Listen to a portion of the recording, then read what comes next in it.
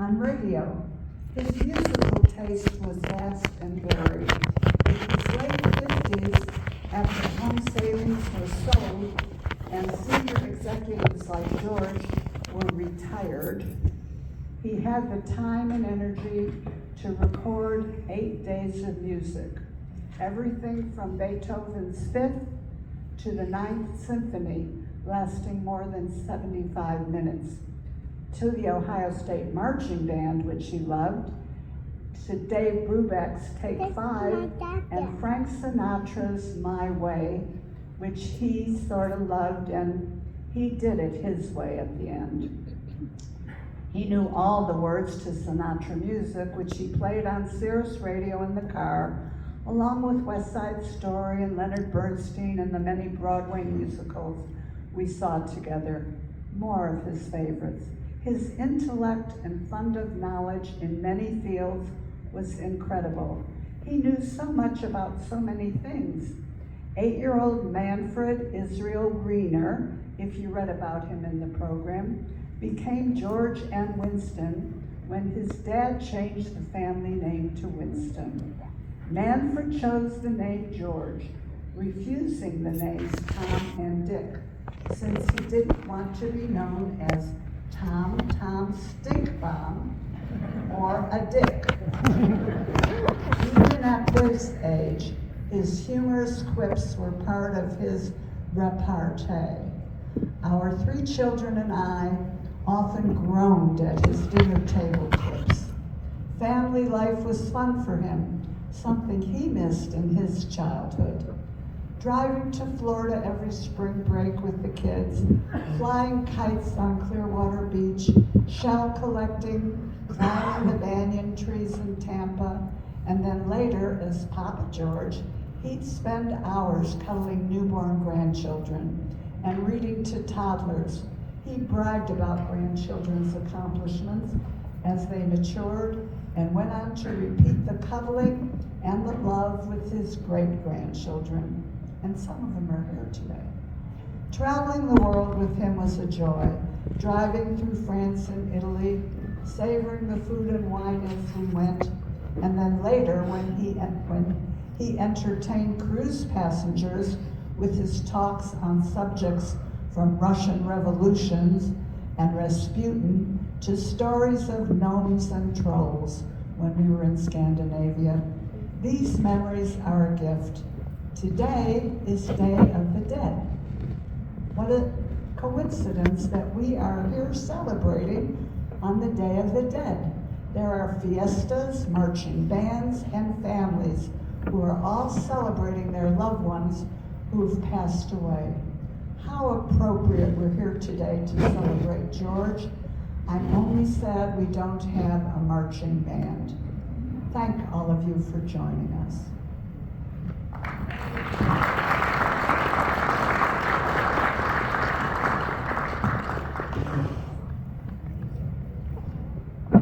Hold on a second, you can transfer the mother.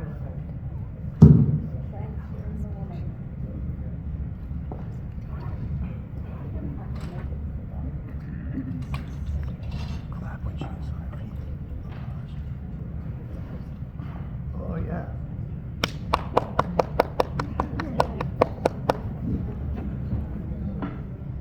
That's a big accomplishment in case you guys don't know. We have a bone-on-bone knee. I mean, I forgot. Gray. Come move over here.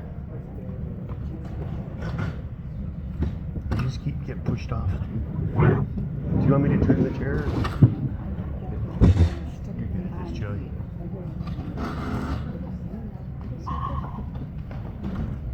What?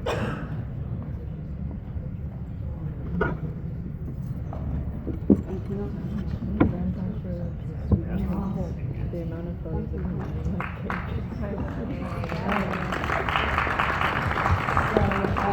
So for those of you who I have not met, I met a lot of you as you were walking today. I'm Marcy, I'm the oldest daughter. Okay, I'm gonna try and talk a little louder, put this in my mouth. Thank you for, I'm Marcy, I'm the oldest daughter of George and Sandy. There's 3 of us, and so you'll hear from all of us today. So I'll just start by thanking you all for coming to celebrate dear old Dad, as he liked to call himself. As I look around this room at all the photos, I see a lifetime of wonderful memories with family, exotic trips with Mom, and great moments with friends from all over the world. The man was truly blessed, as were we, by his presence in our lives. Dad was a devoted husband of 66 years. How did he do it? Do you know? A loving father, grandfather, and great-grandfather, and a forever fan of bad jokes and Georgisms, as he liked to call himself. A really fun guy. You guys know what this is? It was like a fun guy. He called himself a fun guy. All right. Some of his more memorable hits. Several Thanksgivings ago, we were talking about the parade, and he broke out in singing, "Yank, my doodle is a dandy." This is our dad, his Thanksgiving with the whole family. He had several variations of the classic, a rabbi and a priest walked into a bar, but as most of you know, his favorite of all time was "The Silent Woman is a Gift from God." And I think he had a silent woman, maybe? Yes? No? I don't know. As tough as his passing has been for all of us, I hope that each of you hold in your hearts a special piece of Dad, be it a smile with those sparkly baby blues, the memory of a bad joke, which there were many, or just a hug. Over the summer when Mom was in the hospital, I was given the gift of one-on-one time with him. We spent many days together, having dinner and dessert, playing cards, he did cheat, and watching the resident hummingbirds enjoying life, all during beautiful sunsets. Sometimes we just sat on the couch holding hands, just being. In the quiet, I knew how deep his love was for me, and he knew how much I loved him. Nothing was said, but at the same time, nothing was left unsaid. We just got each other. Those are moments I will cherish forever, truly a gift. For those of you who knew him the best, know that he loved the quiet. During his final days in the hospital, Rob, Greg, and I took turns sitting with him in the quiet. A couple of nights before his passing, I wrote him a letter expressing all the things he was that made me who I am today. It was special to reflect on the impact that he truly had on me. I continued to write to him every day for over a month after his passing, sometimes sad, sometimes the mundane, but mostly happy events of the day or memories of him, my own personal Shiva, I guess. It's helped my heart heal in ways I didn't know needed healing. During that time, he showed up when I least expected it. And in hindsight, I knew I needed him in those moments. I miss his physical presence more than anything, but I know I will see him often. In the end, the man went out on his own terms, with a loving family by his side, peacefully sleeping, really what he always wanted to do, and free of pain. For that, I am grateful. Rest easy, Dad. No. So now I would like to introduce Greg to come up and say a few words. And thank you all for coming. That was touching, Marcy. Thanks. I kind of got being sensitive and being a crybaby for my mom. But George was one of those strong, conservative men that if he cried, I never saw my dad cry. And I'm just going to keep the glasses on so I don't shoot tears all over everybody. Now I'll take off my glasses. Anyway, I didn't prepare a speech, but I think about George Winston every day of my life. And he was a person, not only my father, but as years went on, so much respect and love, mutual, was shared between us. And I came to know him as a conservative man, honest man, full of integrity, just so many values that I strive to follow in his footsteps. I'm actually walking in his shoes, which makes me proud. I wasn't planning on walking in his socks, his pants, and his shirt this soon, but there's just so much of George's example that I try to follow in these later days of my life. You know, I grew up more of a rebel, more of an activist, kind of like my mom, Sandy, and George was always a quiet conservative You know, he was in the military. He was actually a captain, right? George was a great captain in the military. And guess what a great captain does? Choose a woman to drive the ship. So Sandy steered George's ship. George was a captain, and the combination of them together just made this beautiful life. George truly lived the American dream. For where he started out, you know, as a refugee from out of the Nazi Germany or wherever, Poland, wherever he was, to his whole story of making it to America, finding his way. His first years, the parents could not take care of him. So George was raised in silence by a Quaker family. So from all of that adversity, educated himself, joined the military, chose his bride, raised his 3 children with values. You know, we all came to temple.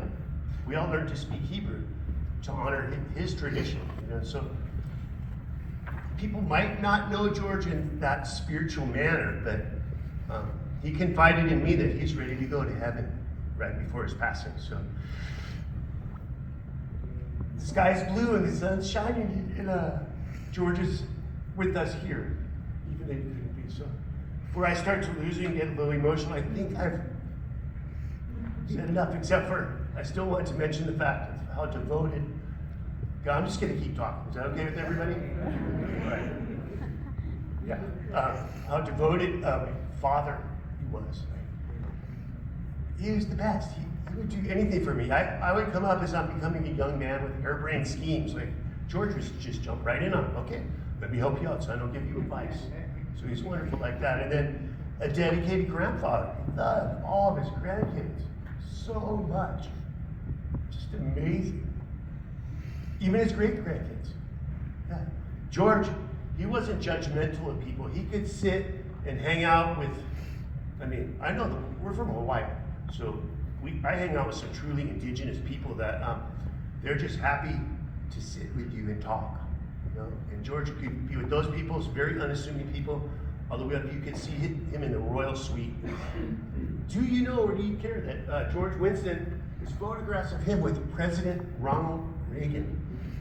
Guess who was getting an award? George Winston was getting an award from President Reagan. Is that correct? Well, he gave money. George handed over $5 million. He handed over $5 million to the Alzheimer's Council from the bank that he worked for. He spearheaded that, and he was thanked by the President of the United States of America. Speaking of Alzheimer's and dementia, my mom battled keeping it together with the help of some of the people in this room. George suffered through dementia, but you guys gave him such a great ending chapter of his life. He was happy, he was handsome, he was still humorous, and whenever he wanted, his mind would come back and he could sing every song he's known since he was a young man. He taught me where to keep my bad dad jokes. Does anybody know where I keep my bad dad jokes, where, grandson? In your database. In my database. Yeah. Anyway, I get kicked out of my family dinner table too just because I have his sense of humor. Anyway, if you guys want more, come on over and chat during our celebration here. Thank everybody for coming. And I'm going to bring up the baby of the family, my little sister Rob. I guess she's Daddy's favorite.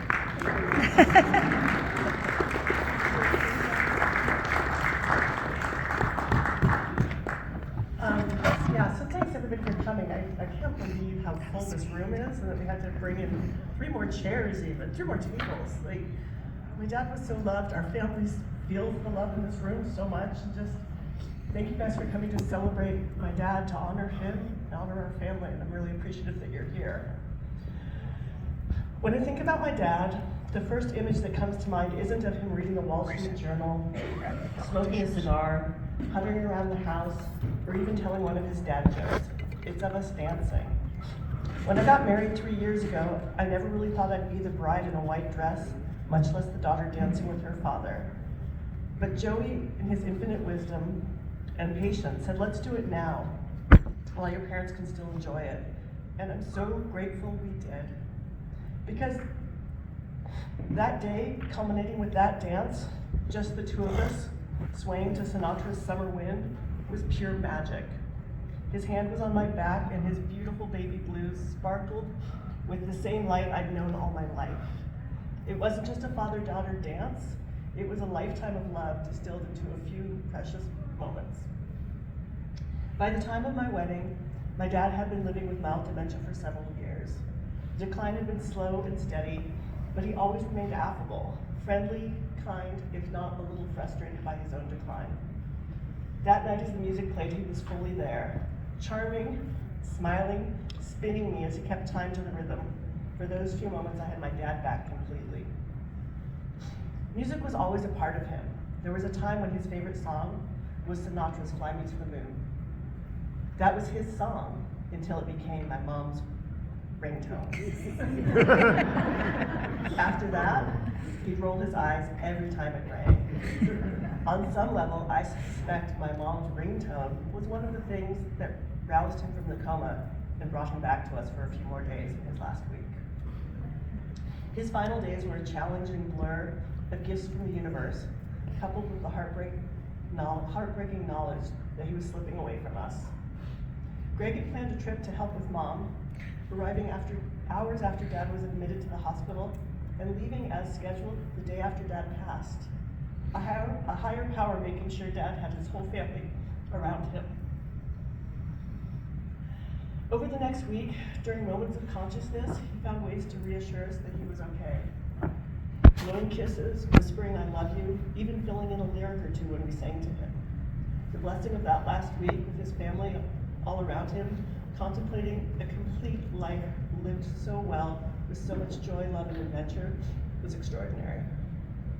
Dad's love for Mom, another gift from the universe, made certain that even though Mom herself was in the hospital, Dad was just a few floors away, allowing them both the space and time for her to say goodbye to the love of her life, leaving no declaration or gesture of love unsaid. On his last day, a Sunday, we three kids took turns alone with Dad. That night on my shift, I sat beside him, singing softly, making up lyrics. My Cherie Amour, happy, happy Dad. And as I sang, he took his final breath, as if he'd simply drifted into another song.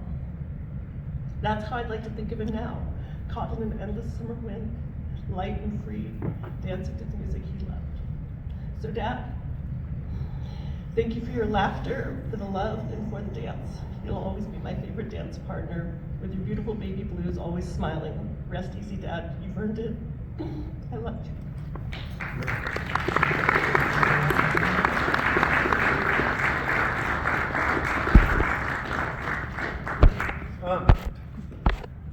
Wouldn't feel complete without acknowledging a couple other members of our family. Howard Beach, big impact for this family. George, loved you. Joey. So I actually have two brothers. Those are my brother-in-laws. So, the loss impacts everybody in a grand way. But rather than worry about the sadness and the tears, I think we're going to enjoy some food together and have a celebration for George. And if you guys get a chance, I think we've got some Coca-Colas over there. Does everybody have a Coke and a smile? Yeah? Are we done with the speaking portion? Well, people can take the mic. Yeah. Let's see. Howard, would you like to come up at all? If you're shy, we understand. Joyce, do you have any words you'd like to say? And then the kids. And then, Dorita, would you guys stand up? Would George's caregiver team please stand up? Those of you lovely people that helped with George.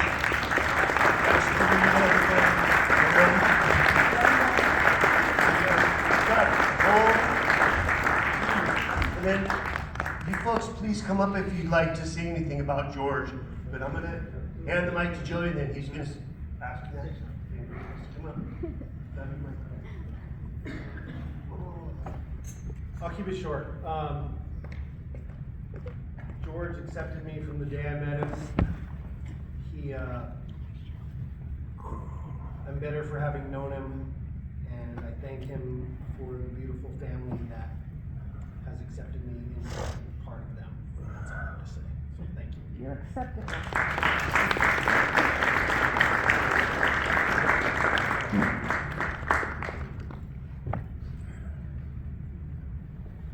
Good for you, Dorita. Go do it.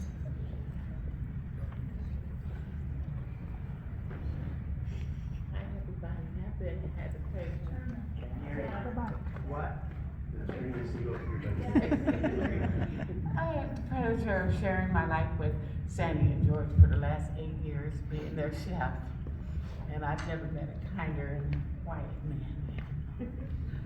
Just showed pure love and Yes. being loved. And it's just a pleasure. And I can't say too much because I'm gonna cry. But he just was a wonderful man. Bless you.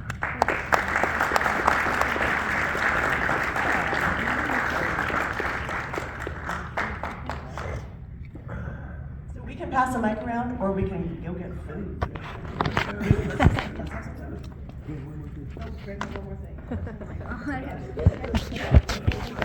You know, the caregiver team in George's last chapter is so important, all the love they gave him. And I have to acknowledge you folks from the village, Dad's group.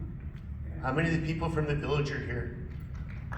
Look at that. You guys if you guys all share the love and the togetherness that you gave George Winston with each other, you're all going to be better for it. So whatever you guys are doing, it was such a wonderful impact on George. So I just think that's all I had to say. Huh? And for me too. Oh, and a true blessing for Sandy. She had you guys up there changing light bulbs, snaking the drains. She took advantage of it a little bit, but it's all good. Okay, so someone's going to be passing around a mic, delivery table. Grayson, this is grandson. Oh. You're going to just walk by each table and ask if anybody wants the mic. Or they can here come comes up Lynn. there. You're going to come up here and speak?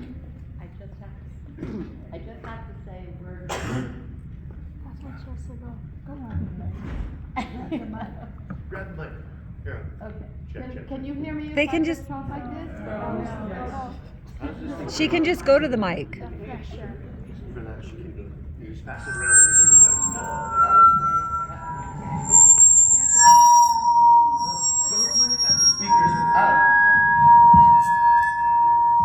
Turn it back off. Turn it off. Greg, turn it off. Turn it off. I will talk very loud. Turn it off. But Turn it I'm off. here to represent They turned it on. Turn it off. friends that met George and Sandy in 1973 at Just have them go my speak up house, there. over a book club, which we still belong to a book club. And so we were going through 1973, if you remember, was the women's movement. And we were gathered at my house at the time, and Sandy and Linda and Anna and you weren't there. and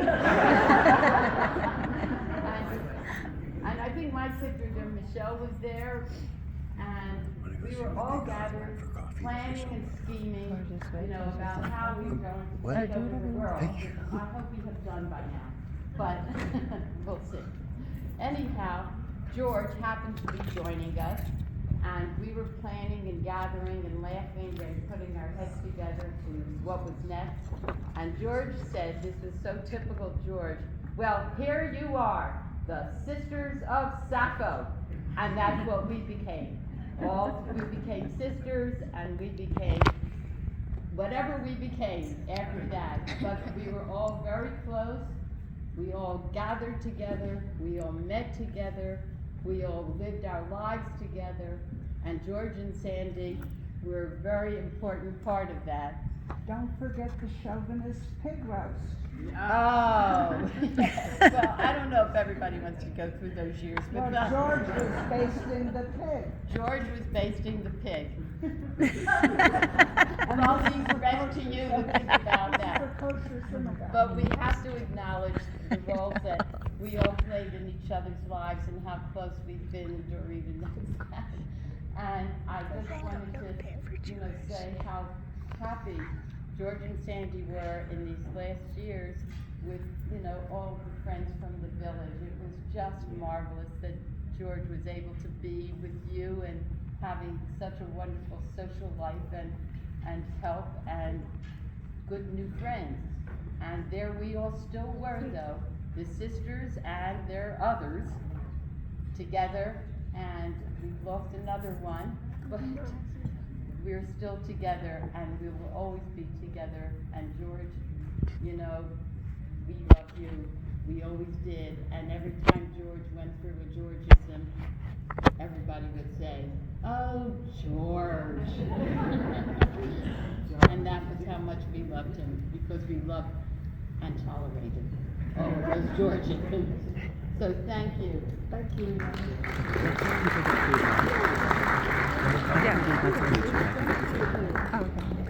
I think that, if you guys wanna go and, help yourself to some refreshments, and go and smile, that would be great.